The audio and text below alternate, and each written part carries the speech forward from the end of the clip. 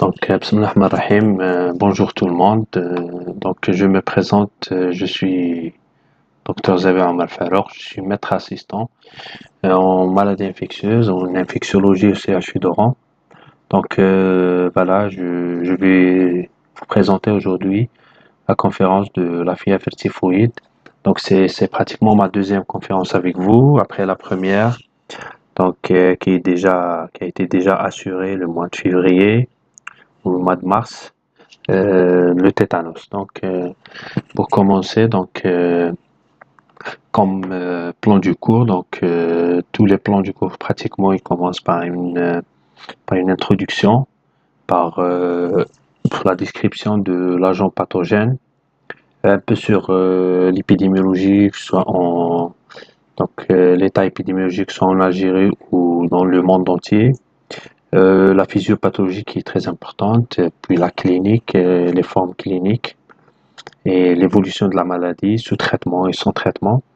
Et on va parler un petit peu sur le diagnostic positif et le traitement. Bien sûr, le traitement curatif et le traitement préventif qui est très important en matière de maladies infectieuses. Donc, comme introduction ou généralité, c'est quoi la fièvre typhoïde? C'est une infection qui est due à une bactérie. En maladie infectieuse, il y a des pathologies qui sont dues à des bactéries, des pathologies qui sont dues à des virus, des champignons, des parasites, etc.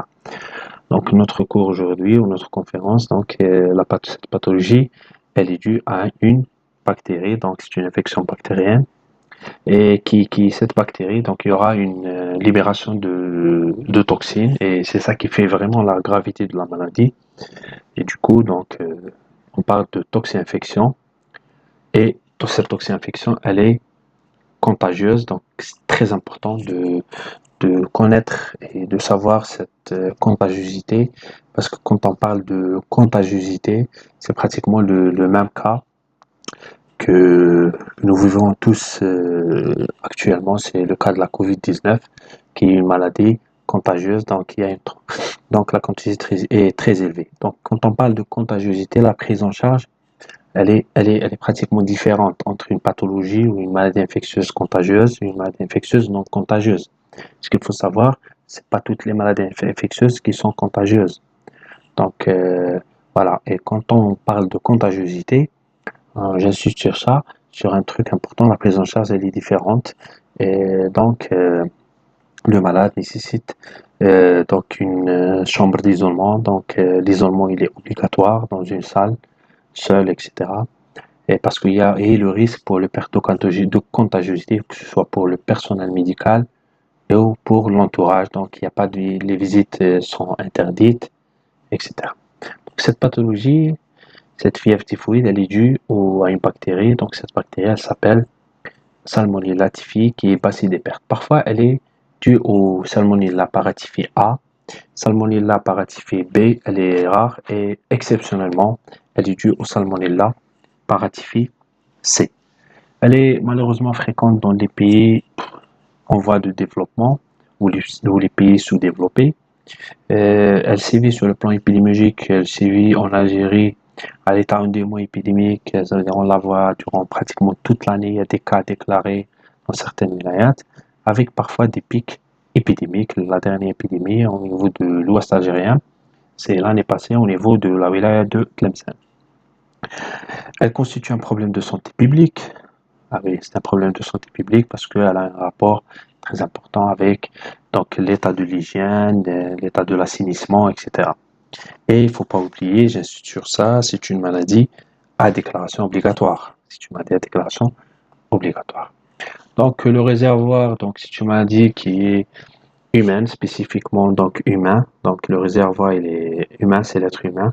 Et c'est une maladie qui est liée et elle a une relation avec le niveau de l'hygiène, de l'eau, de l'alimentation, donc tout ce qu'on mange et de notre hygiène de vie. La transmission, il y a deux modes de transmission. Il y a un mode de transmission le plus fréquent qui est le mode orofécal, qui est un mode indirect. Donc c'est par ingestion de l'eau et d'aliments souillés. Il y a un autre mode qui n'est pas fréquent, donc il représente que 5%. Donc c'est lorsqu'on est en contact avec les selles d'un malade ou un linge mouillé. Cette pathologie elle n'est pas grave, surtout si on traite à temps, si on fait le diagnostic le plus tôt possible. Parfois, elle est émaillée par certaines complications, et surtout lorsqu'elle touche les terrains, les âges extrêmes, et voire la malnutrition. Donc, pour l'agent pathogène, nous avons dit déjà que c'est une bactérie, donc c'est les salmonelles. Ce sont des entérobactéries donc, qui appartiennent au genre de Salmonella, donc c'est des Salmonella. C'est des bacilles gram-négatives. Ces bacilles gram-négatives, donc elles libèrent leurs toxines qu'après leur lyse, donc après la lyse de la bactérie. Et cette toxine libérée, c'est une endotoxine. Donc, il s'agit d'une endotoxine libérée par la bactérie, les Salmonella. Donc et c'est ça qui fait la gravité de la maladie. La bactérie Salmonella typhi ou le bacille des pertes donc, est le plus grave. Par contre, le Salmonella paratyphé, qui est le A, B, qui est le plus fréquent, ou C, qui est exceptionnel, ne sont pas vraiment graves. Donc, cette bactérie, elle possède des antigènes. Donc, nous parlons de l'antigène H, l'antigène O et l'antigène VI, virulent. Donc, l'antigène H, c'est le flagellaire, l'antigène O somatique, et le dernier, c'est le capsulaire. Sur certaines caractéristiques physico-chimiques ou donc la résistance de cette bactérie, les salmonelles, donc c'est survivent plusieurs jours dans l'environnement et donc elles sont résistants, en particulier dans l'eau à température ambiante. C'est ça qui fait donc la transmission et la contagiosité. Donc elles sont inactivées par les désinfectants classiques, donc l'eau de javel, etc., et par une chaleur supérieure à 70 degrés Celsius. Là, on voit la bactérie en microscopie électronique avec les flagelles. C'est ça, les salmonelles. Sur le plan épidémiologique, donc en 2018, l'OMS il a estimé entre 11 et 20 millions de cas, 128 000 à 161 000 décès par an. Donc les zones les plus touchées, surtout l'Asie du Sud-Est, et toujours c'est dans les pays, surtout dans les pays en voie de développement. Donc c'est les zones, cette carte elle montre les zones affectées par la typhoïde en avril jusqu'à avril donc de 2015. Vous voyez l'Algérie, elle est toujours donc toujours touchée par des cas déclarés de fièvre typhoïde, et surtout là ce que vous voyez en rouge, donc c'est surtout l'Asie du Sud-Est et un peu les pays de l'Afrique, surtout l'Afrique donc du centre et un peu le sud de l'Afrique, en épargnant que le Sud-Africa, c'est comme l'Algérie, avec une prévalence moyenne, et l'Amérique latine. En Algérie, il y a toujours des cas de fièvre typhoïde donc déclarés depuis des années. Il y a toujours des cas de fièvre typhoïde. Donc, sur le plan physiopathologique, c'est très important de connaître et de maîtriser la physiopathologie ou la pathogénie de cette bactérie, comment cette bactérie agit au niveau du corps humain. Donc après une incubation qui est généralement silencieuse, qui va durer entre 1 à 2 semaines jusqu'à 3 semaines, parfois après une ingestion. Donc les germes ils vont se localiser dans la paroi de l'intestin grêle et les ganglions satellites où ils vont se multiplier. Donc après le passage au niveau de l'estomac, et après il faut un inoculum important pour qu'ils puissent s'échapper à l'acidité gastrique. Donc ils vont se localiser au niveau de la paroi de l'intestin grêle, donc les plaques de PR, donc et les ganglions satellites où il y aura une multiplication. Après cette multiplication, il y aura ce qu'on appelle un sepsis ou une septicémie, ça veut dire une partie des germes va se disséminer dans la lymphe et le sang. Donc nous allons avoir un syndrome septicémique, donc qui est composé de fièvre, splénomégalie et fièvre, splénomégalie. Il faut toujours, après sepsis, il faut toujours rechercher des localisations secondaires. Donc, possibilité d'avoir des localisations secondaires. Une autre partie des germes va être détruite localement au niveau des ganglions mésentériques et il y aura une libération de l'endotoxine. Et nous avons déjà dit que cette endotoxine, c'est ça qui fait vraiment la gravité de cette maladie. Donc, il y aura des atteintes surtout neurologiques, cardiaques et digestives. Il y a des facteurs qui influencent sur la sévérité de la maladie, tels que donc, la virulence de la souche de la bactérie, la quantité d'inoculum ingéré, la durée de la maladie avant le traitement. Donc, c'est pour ça qu'il faut toujours faire un dépistage ou un diagnostic précoce. C'est très important pour l'évolution. Et l'âge de la personne. Donc, tous ces facteurs influencent sur la sévérité de la maladie. Toujours dans la physiopathologie, donc avec un schéma plus explicatif, donc la porte d'entrée digestive, il faut un inoculum qui varie entre 10,5 puissance 5 à 10 puissance 9. Il faut beaucoup de bactéries.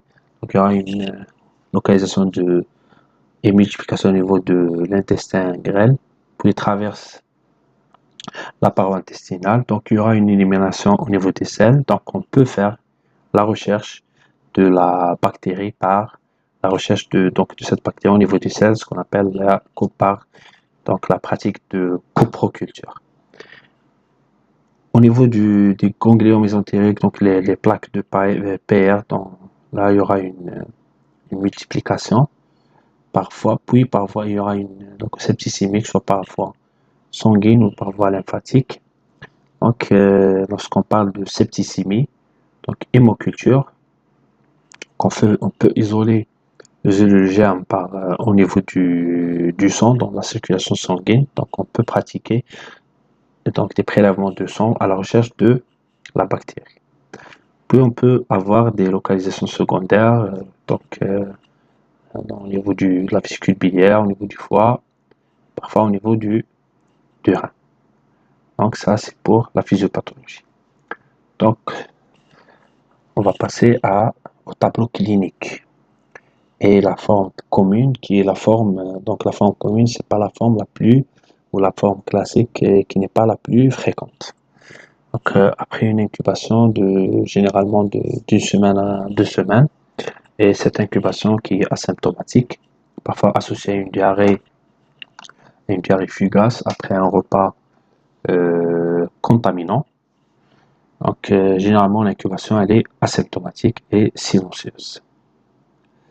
Voilà un schéma qui montre la période d'incubation, la durée des symptômes qui peut aller jusqu'à 3 à 4 semaines. Donc, si on ne fait pas un diagnostic à temps, là, on fait un retard du diagnostic. La contagiosité qui peut donc rester à partir du 3e jour des symptômes jusqu'à la fin de la maladie. Les hémocultures donc, sont positifs pratiquement surtout les premiers jours. La coproculture elle est positive à partir du 5e, il y aura donc une élimination à partir du 5e jour jusqu'à la fin. Et si cette élimination elle n'est pas en continu, donc elle est en discontinu.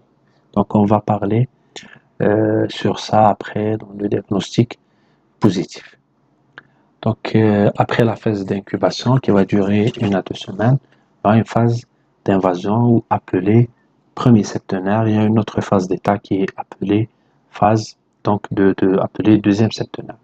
Le début donc il est insidieux avec une fièvre qui est progressive. Donc on a une fièvre progressive, une fièvre oscillante, ascension d'1 degré le soir et chute d'un demi-degré le matin, donc pour atteindre au bout d'une semaine, atteindre 39 à 40. Donc si le matin 38, le soir 39, le lendemain c'est 38,5, puis après le soir c'est 39,5, etc. Donc c'est une fièvre oscillante. D'où l'intérêt, donc tout malade hospitalisé par exemple, pour une fièvre prolongée ou pour une fièvre, il faut toujours insister sur la courbe de température et surtout sur l'aspect de cette courbe. Donc, la fièvre typhoïde, se présente la première semaine par une fièvre progressive, une fièvre oscillante. Il y aura d'autres signes digestifs, des nausées, de constipation. Donc la constipation, elle peut remplacer les diarrhées, c'est important pendant la première semaine. L'anorexie et les douleurs abdominales. Quelques signes nerveux, donc il faut rechercher toujours des céphalées qui sont rebelles aux antalgiques. L'insomnie, épistaxis, qui est inhabituelle, mais il est très évocatrice, donc il faut bien interroger le malade à la recherche d'un épistaxis.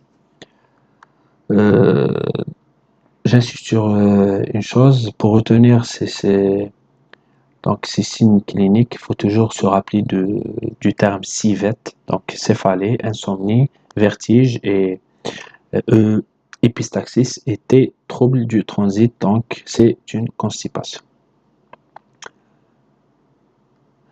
Puis l'examen physique qu'il retrouve, lorsqu'on examine notre malade, on va trouver un malade qui est donc faible, qui est asthénique, très asthénique, avec un pouls peu accéléré, dissocié de la température. Donc la température elle s'élève, mais le pouls il est accéléré. Non, non. Là, désolé, un pouls qui est peu accéléré, donc il est dissocié, donc la température elle s'élève, mais le pouls ne s'accélère pas. Donc une langue savirale, des lèvres sèches, météorisme abdominal avec une fosse iliaque droite gargouillante et sensible, en dehors de la diarrhée. Il faut rechercher une splénomégalie qui fait partie du syndrome septicémique. Donc c'est une splénomégalie qu'il faut la rechercher. Donc on examine le malade, dépassant donc la rate, donc une rate qui dépasse légèrement le rebord costal. C'est une rate donc qui est ferme et non douloureuse, donc c'est une rate d'un syndrome septicémique. Quelquefois, on trouve des râles bronchiques. La troisième phase, ou la phase d'état, ou ce qu'on appelle appeler la phase du deuxième septenaire. Donc la symptomologie, elle devient plus riche. Là, on peut faire le diagnostic le plus facilement possible. Donc l'état général est très toujours altéré. Le malade est pâle.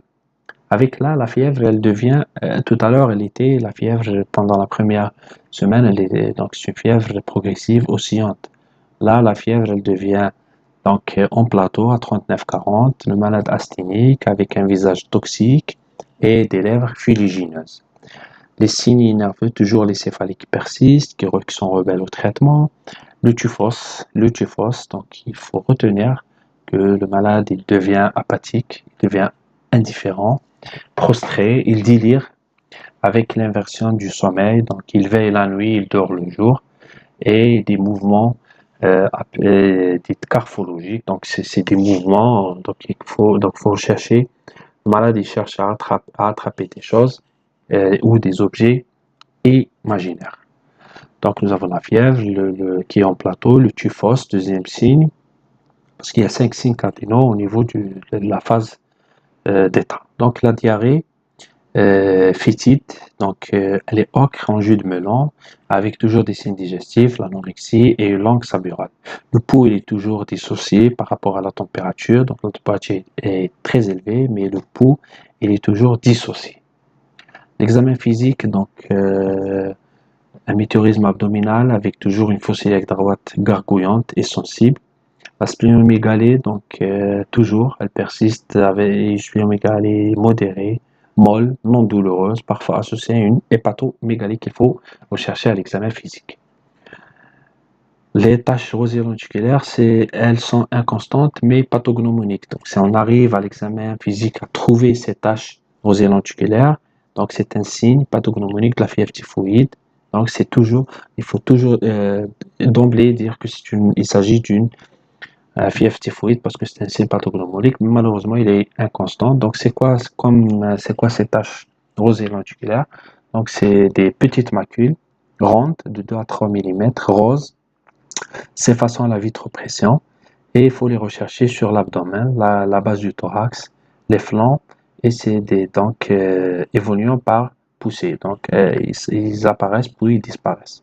Il faut rechercher l'ulcération de Duguay. Donc l'ulcération, c'est des ulcérations verticales ovalaires sur les piliers antérieurs du voile du palais, Donc cette ulcération ou cette angine de Tuggy, elle est rare. Donc l'examen, la phase d'état, donc une fièvre et un plateau, le typhus, la diarrhée phytique, la splénomégalie, les taches rosées lenticulaires et l'ulcération de Tuggy. Voilà ce qu'il faut. Voilà, donc là, je vous montre donc une image des taches rosées lenticulaires, donc des petites macules, voilà, des tubules roses qu'il faut rechercher au niveau de l'abdomen, la base du thorax, les flancs évoluant par poussée, mais c'est des taches pathognomoniques de la fièvre typhoïde. L'évolution. Donc l'évolution, la mortalité sous traitement et vraiment sous antibiotiques, elle est rare. Pourquoi? Parce que nous avons des antibiotiques qui sont très très efficaces avec peu de résistance à ces antibiotiques. Si on traite pas le malade, donc le malade il évolue ou la maladie elle évolue vers un troisième septenaire.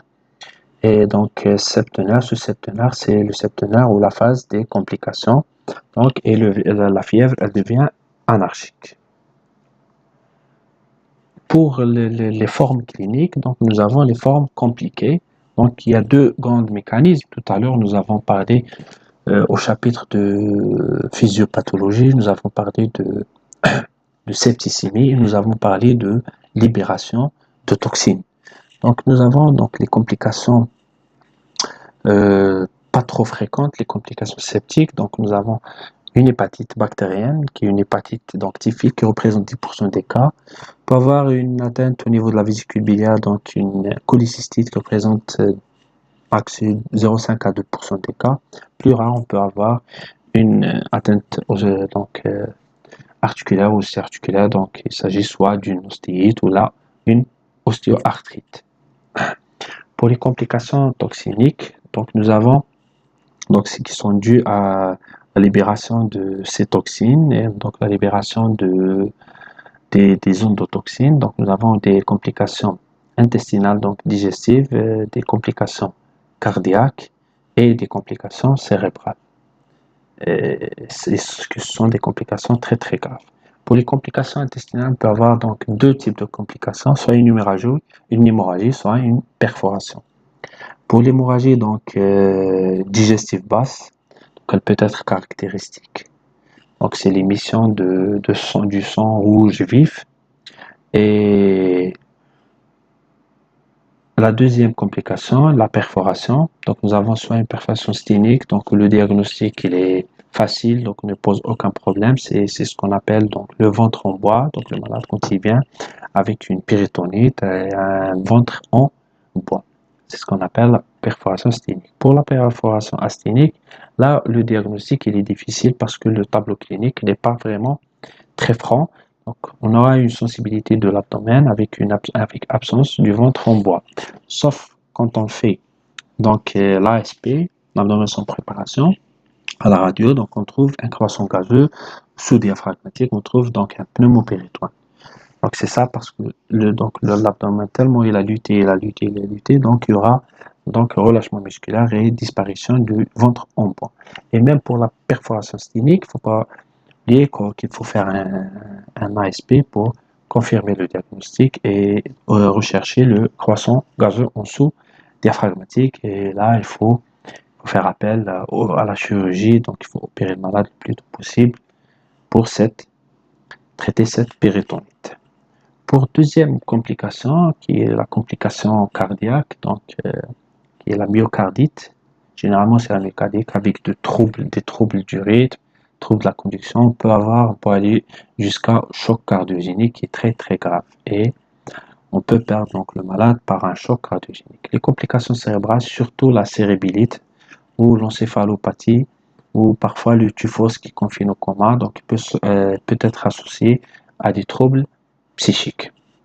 Ça, c'est donc tout ce qui est complications de la fièvre typhoïde. Donc je répète que il y a deux types de complications. Donc ce sont donc deux mécanismes septicémiques, donc les complications septicémiques, hépatite, cholécystite et quelques atteintes osseo-articulaires, et les complications toxiniques qui sont dues à cette libération de cette endotoxine. Donc nous avons les complications intestinales, hémorragie, perforation, et complications cardiaques, la myocardite, et cérébrale, la cérébrite. Donc voilà le diagnostic, donc en matière de maladies infectieuses, le diagnostic positif, il est basé sur des arguments épidémiologiques, des arguments cliniques, des arguments paracliniques, biologiques. Donc pour les arguments épidémiologiques, il faut toujours une notion de séjour en zone d'endémie ou une zone d'épidémie de fièvre typhoïde. Et il faut une notion de cas similaires dans l'entourage, soit les amis, soit le lieu du travail, des cas similaires où, par exemple, dans une caserne, plusieurs cas dans le même lieu, ou dans une prison, ou dans une école. Donc, il faut toujours des cas, ou dans le même quartier, il faut toujours des cas similaires. Pour les arguments donc cliniques, donc vous voyez que c'est une fièvre d'installation progressive ou qui devient en plateau, un pouls qui est dissocié par rapport à la température, la fièvre, la fosse iliaque droite qui est gargouillante, splénomégalie, des taches rosulaires qui sont pathognomoniques de la maladie, le typhus, la cérébilite et l'épistaxis. Pour les arguments biologiques, nous avons des arguments d'orientation et des arguments de certitude. Pour les arguments d'orientation, donc la NFS, la numération formule sanguine, donc elle montre une leucopénie, une leuconeutropénie, elle montre une thrombopénie parfois. Et si on trouve par exemple une hyperleucocytose, donc là il faut vraiment rechercher une complication, c'est surtout une complication type perforation, etc. La VSL est un peu élevée, par contre nous avons une cytolyse hépatique modérée avec une élévation modérée des LDH. Pour la cytolyse, c'est une élévation modérée des alates. Pour poser le diagnostic de certitude, donc il faut faire des prélèvements, il faut faire donc des prélèvements, donc la bactériologie, donc il faut vraiment isoler la bactérie. Et donc la bactérie responsable qui est Salmonella typhi par culture, donc il faut l'isoler dans le sang dans la maladie ou dans les selles après une semaine. Donc pour l'hémoculture, donc la positivité est plus fréquente la première semaine, la deuxième semaine, et elle diminue par la suite. Et elle est constamment positive en cas de rejet. Donc si on fait des prélèvements, donc soit au niveau du sang ou la moelle osseuse, hein, donc la moelle osseuse ou au niveau du sang. Donc première semaine, l'hémoculture elle est très très sensible, donc elle peut revenir à 90%, peut revenir positive à 90%. Et cette sensibilité, elle diminue avec le temps. Si on fait donc la recherche de la bactérie la deuxième semaine, la sensibilité, elle diminue à 75, puis à 40 la troisième semaine, puis à 10% la quatrième semaine. Donc il vaut mieux, une fois on a un malade qui présente une fièvre et on suspecte une fièvre typhoïde, il vaut mieux l'hospitaliser, l'isoler et commencer à faire l'investigation, donc et faire des prélèvements, donc soit au niveau du sang ou la moelle osseuse, et l'hémoculture, donc il y a des conditions pour pratiquer une hémoculture. Donc, il faut la faire au moment du pic fébrile ou donc une hyperthermie ou une hypothermie. Il faut respecter l'asepsie, les conditions de l'asepsie rigoureuses.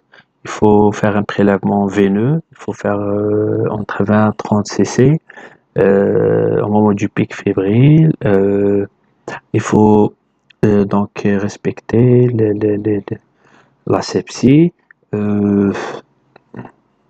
Anaérobie, il faut demander un antibiogramme. Il faut orienter le microbiologiste ou le laborantin à la recherche d'une Salmonella typhi. Il faut toujours remplir la fiche de renseignement bactériologique. Ça, c'est pour l'hémoculture. Pour le deuxième prélèvement, deuxième examen qu'on peut faire, donc c'est la coproculture.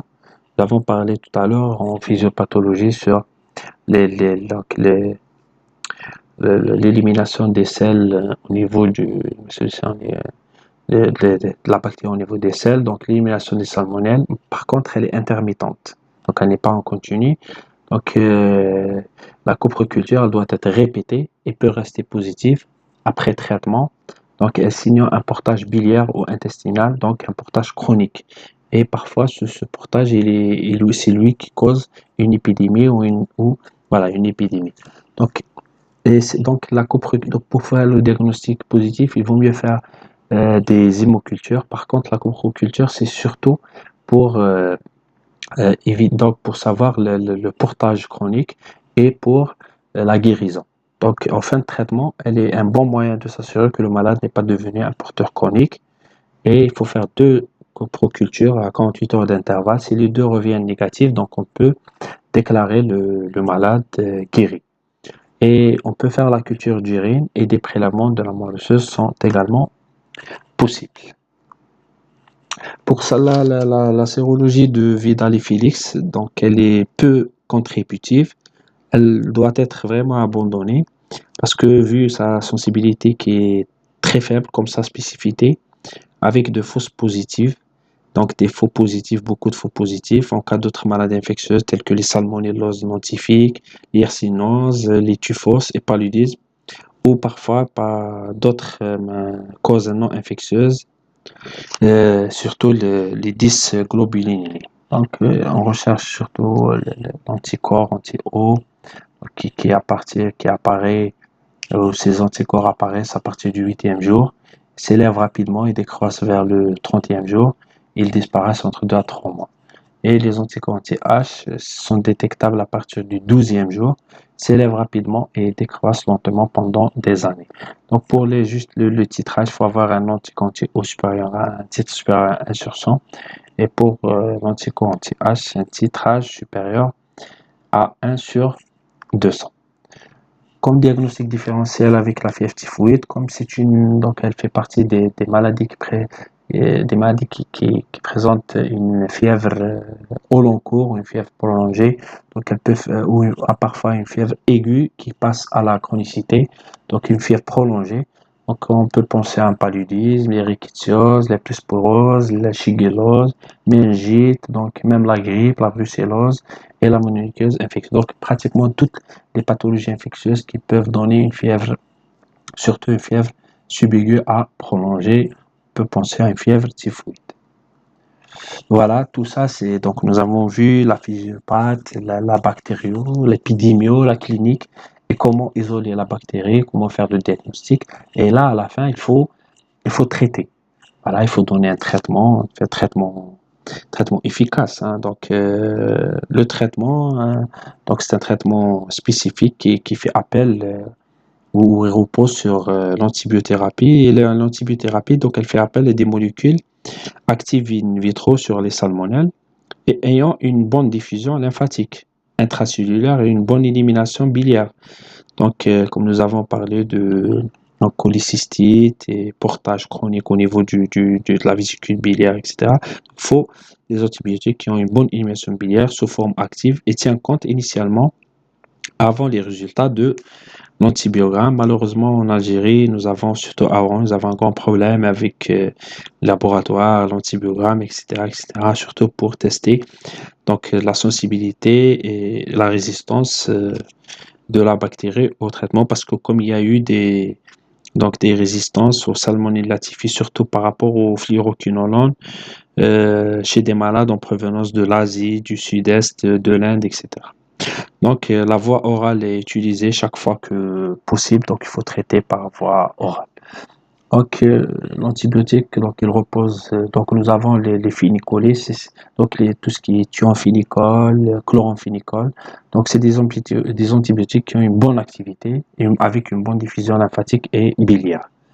Le problème c'est que cette famille elle a été retirée du marché, que ce soit en Algérie ou en Europe, il y a eu donc l'apparition d'autres antibiotiques qui ont la même efficacité avec mieux de tolérance, avec moins d'effets secondaires. Donc, pour les phénicolés, donc toxicité hématopoïétique qui sont contre-indiqués en cas de la grossesse et chez le nouveau-né. Pour la deuxième famille, on peut faire appel au PNA, donc tout ce qui est amoxicilline, pénicilline, mais on utilise l'amoxicilline parce qu'il est mieux absorbé au niveau intestinal par rapport à l'ampicilline. Ils sont contre-indiqués qu'en cas d'allergie au bêta-lactamine. Donc, comme troisième famille, on peut faire appel au Bactrim que vous connaissez tous, donc, qui est composé de deux molécules, et donc sulfaméthoxazole et trimethoprim. Donc le Bactrim, il a une très bonne activité. Par contre, il a quelques effets secondaires qui ne sont pas vraiment très importants. La toxidermie, oui, en cas d'allergie, oui. Et l'anémie par déficit en folate, si on le prend pendant plusieurs semaines. Il est contre-indiqué, donc c'est pas vraiment une contre-indication absolue. On peut l'utiliser en cas où vraiment on ne trouve pas une autre alternative, en cas de contre-indication, la grossesse. Un autre antibiotique qui est efficace, donc c'est la quatrième famille, il fait partie des céphalosporines troisième génération. Donc le mieux utilisé et le plus recommandé, c'est la rosifine, c'est le ceftriaxone, qui a une très bonne activité. Le ceftriaxone en Algérie, il était disponible pendant des années et des années, mais ça fait une année qu'on l'a pas vu au niveau des hôpitaux de l'Algérie. Je sais pas, il le ramène plus, on ne sait pas. Donc c'est un très bon antibiotique. Il est contre-indiqué en cas d'allergie aux céphalosporines. Voilà, une autre famille, fluoroquinolone ou les quinolones du deuxième génération. Donc, nous avons surtout le ciprofloxacine.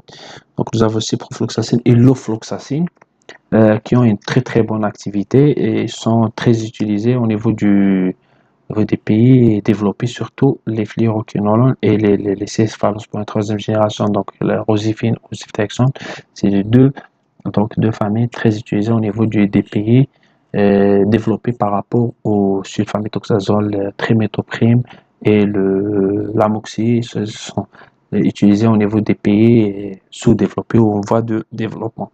En dernier lieu, il y a eu donc l'azithromycine, donc on peut l'utiliser donc à 10 mg par kilo par jour sur donc en une seule prise pendant 7 jours. Donc très efficace que les fluoroquinolones dans le traitement, donc surtout dans le traitement des fièvres typhoïdes non compliquées. Donc une fois non compliquées, donc on peut utiliser ou faire appel à l'azithromycine. Vous savez, l'azithromycine, c'est un antibiotique qui fait partie des macrolides. Nous avons beaucoup parlé de cette molécule ces derniers temps, surtout depuis le mois de février, mars, après l'apparition de la pandémie de la COVID-19. Il est très utilisé sur une grande échelle, échelle internationale. C'est pour traiter la COVID-19 en association avec donc l'hydroxychloroquine. Donc, c'est le même traitement. Donc, il y a eu comme noté bene ou comme observation, donc la résistance observée au chloramphénicol, qui fait partie des phénylcolés, le cotrimoxazole, qui est le Bactrim, et l'amoxicilline, et même au fluoroquinolone, surtout en Inde et en Asie du Sud-Est. Donc, comment traiter le malade? Donc, comme nous avons dit que c'est une pathologie, c'est une maladie, la fièvre typhoïde, donc elle est très contagieuse, donc, et le malade il est très asthénique, donc il faut un repos au lit avec une alimentation liquide, il faut isoler le malade et commencer l'antibiothérapie en Algérie. Donc en première intention, comme tous les pays en voie de développement, on commence par le Bactrim, donc à dose faible, 400 de sulfaméthoxazole et 80 de trimethoprim, donc 4 à 6 comprimés par jour. Et chez l'enfant, 30 mg par kilo par jour de sulfaméthoxazole chez l'enfant pendant 15 jours. Comme alternative, donc l'amoxicilline, 4 à 6 grammes, thiophénicol 2 à 3 grammes par jour, mais malgré, donc il ne faut pas trop tenir compte de la thiophénicol parce qu'elle est retirée du marché. Donc, nous, en Algérie, on commence par le Bactrim, on peut le remplacer par l'amoxicilline. Parfois, on peut même faire appel au ceftriaxone. Malheureusement, on ne l'a pas vu depuis une année. Donc, à 60 mg par kilo par jour, sont dépassés 4 mg par jour, 2 mg matin et 2 mg soir pendant 5 jours. Donc, juste une information, c'est que le traitement, la durée de traitement, c'est très important par rapport au Bactrim, l'amoxicilline qui est une durée un peu plus longue. Donc, le malade, c'est une durée de traitement de 15 jours. Par rapport, si on la compare par rapport au ceftriaxone, par rapport au ciprofloxacin, etc., c'est 5 jours à 7 jours. Donc, si on traite par le ceftriaxone, c'est 5 jours, que 5 jours de traitement. Ça veut dire on va diminuer le coût de l'hospitalisation. On va, voilà, dans les pays développés, l'adulte On peut donc donner l'ofloxacine 200 mg, on peut donner le ciprofloxacine 500 mg 2 fois jour pendant 5 à 10 jours. L'enfant et la femme enceinte, donc il vaut mieux donner le ceftriaxone qui est très très bien toléré, 75 mg par kilo par jour pendant 5 jours. Pour le traitement, donc ça c'était pour le traitement, donc traitement spécifique. Pour le traitement associé, donc en cas de signes de complications, de signes toxiniques majeurs ou neurologiques majeurs, donc tout ce qui est encéphalite, cérébrite, myocardite, enfin même une thrombopénie d'origine immunologique, on peut donner donc les corticoïdes, la prédnisone à raison de 1 mg par kilo par 24 heures. Pour le traitement adjuvant, on peut donner l'atropine en cas de myocardique avec une bradycardie ou un bloc auriculo-ventriculaire.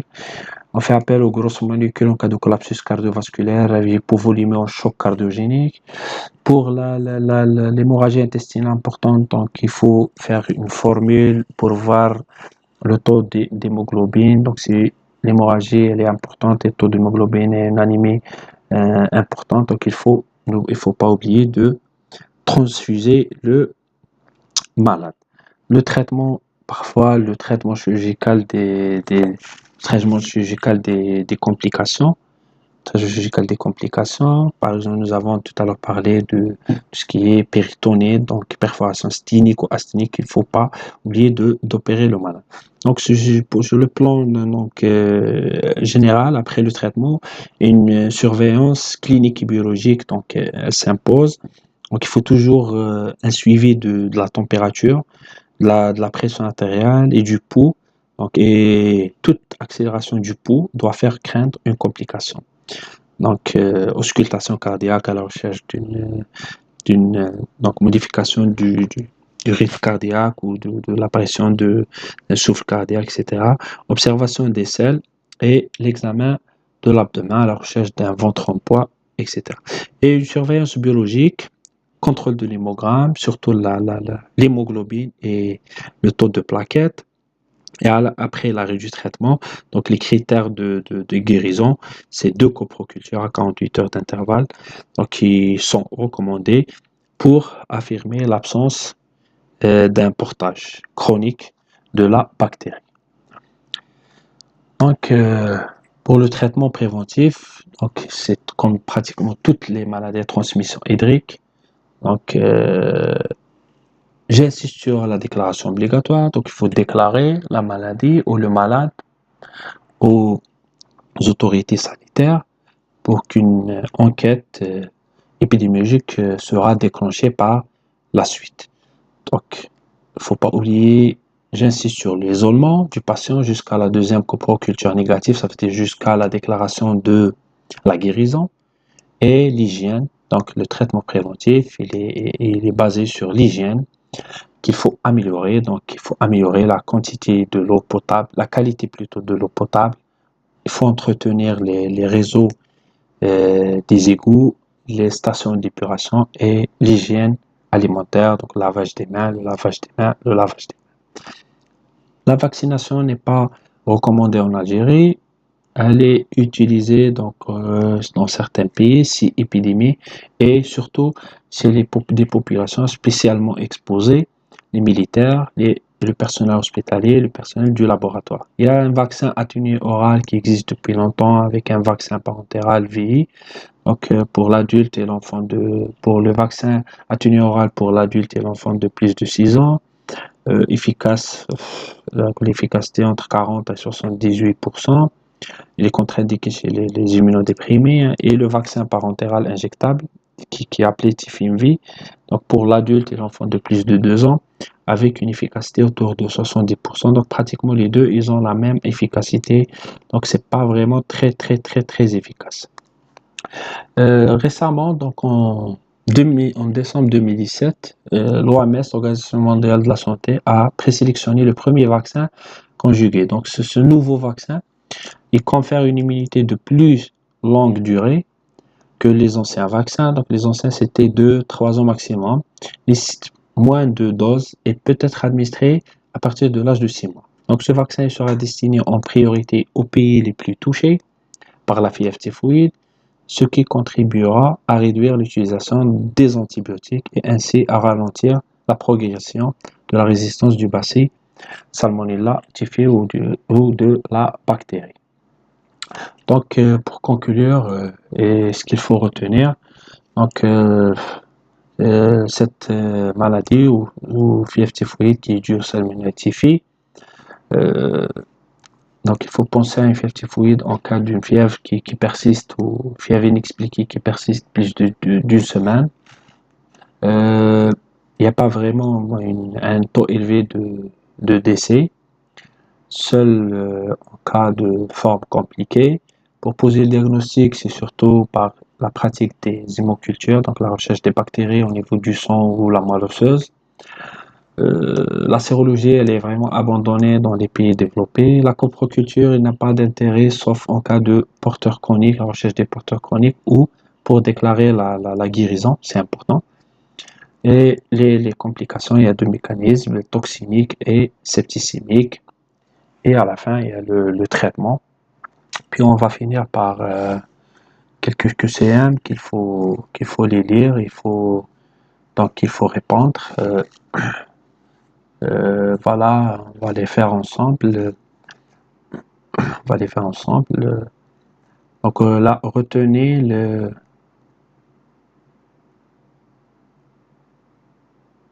là où les propositions exactes concernant les fièvres typhoïdes. Donc les formes graves sont dues au para A. Ça c'est faux. Nous avons dit que les formes graves sont dues aux fièvres typhoïdes Salmonella typhi. Ce sont des septicémies d'origine lymphatique. Ce sont des toxi-infections, oui, toxi-infections, septicémie d'origine lymphatique. La numération, donc, elle montre une lymphopénie. Nous avons parlé d'une leuconeutropénie. Et l'immunité conférée pour le vaccin TAB est complète. Non, c'est faux. Donc, les propositions exactes, c'est la B. C'est une septicémie qui est d'origine lymphatique parce qu'il y a une libération donc, de la bactérie, une multiplication de la bactérie au niveau des compléments mésentériques, etc. C'est une toxi-infection donc une infection avec libération de toxines.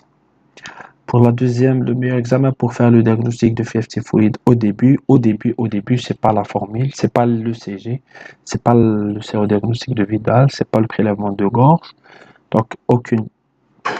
Voilà.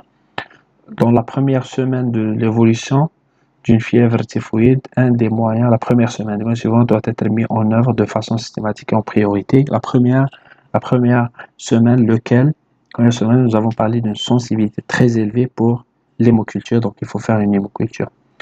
Une autre question, donc après un traitement correct d'une fièvre typhoïde, un sujet reste porteur salmonelle, que doit-on rechercher? Nous avons parlé de lithiase tout à l'heure, d'une cholécystite avec un problème lithiase biliaire, donc la lithiase biliaire, il ne faut pas rechercher un abcès splénique ou un ulcère de l'estomac ou un diverticule de Meckel ou un abcès appendiculaire, il faut rechercher donc une lithiase biliaire. Enfin, on arrive même à faire une cholécystite pour les personnes qui présentent donc un portage chronique. Le traitement efficace des fièvres typhoïdes peut être réalisé par la pénicilline, non. L'ampicilline ou l'amoxicilline, oui. Les chloramphénicol, oui. C'est des phénylcolés. Sulfapyroxatribitopril, le Bactrim, oui. Gentamicine, non. Donc A, B, C, D plutôt. Parmi les éléments suivants, indiquez celui ou ce, ça veut dire plusieurs, qui vous paraît ou paraissent évocateurs avec ou sans S, d'une fièvre bien qu'il ne soit pas spécifique. Donc, température plateau, c'est spécifique. Donc, voilà. L'éruption vésiculeuse, non. Nous avons parlé de taches rosées lenticulaires, donc c'est des petites macules, etc. C'est pas des éruptions vésiculeuses. Dysphagie, non. Nous avons parlé de l'angine de Duguay, douleur articulaire, non. Splénomégalie, oui. Splénomégalie, oui. Donc, nous avons la température plateau et la splénomégalie qui fait partie du syndrome septicémique ou le sepsis. Parmi les examens complémentaires suivants, le ou lesquels permettent de poser avec certitude diagnostic de fièvre typhoïde avec certitude l'hémoculture, oui. Recherche d'antigènes solubles circulant, non. Coproculture, oui. Hémogramme, pas le diagnostic de certitude quand même. Il nous oriente, oui. Intradermoréaction à l'antigène spécifiquement. Donc nous avons la coproculture et l'hémoculture. Au cours d'une fièvre typhoïde, quels sont les signes ou les complications qui ne relèvent pas ça veut dire qu'ils ne relèvent pas de l'inondation ontotoxinique, ça veut dire qu'ils ne relèvent pas d'une origine toxinique, l'endotoxine de l'organisme, la bradycardie. Donc il y a, oui, la perforation digestive, oui, le typhus neurologique, oui, collapsus cardiovasculaire, oui, il n'y a que splénomégalie qui relève des complications, donc c'est tout ce qui est, donc c'est le syndrome septicémique ou le sepsis. Les autres, c'est des complications d'origine toxinique. Eh ben, je vous remercie beaucoup et voilà, je vous souhaite bonne chance, hein. Je vous souhaite bonne chance pour vous et je vous remercie.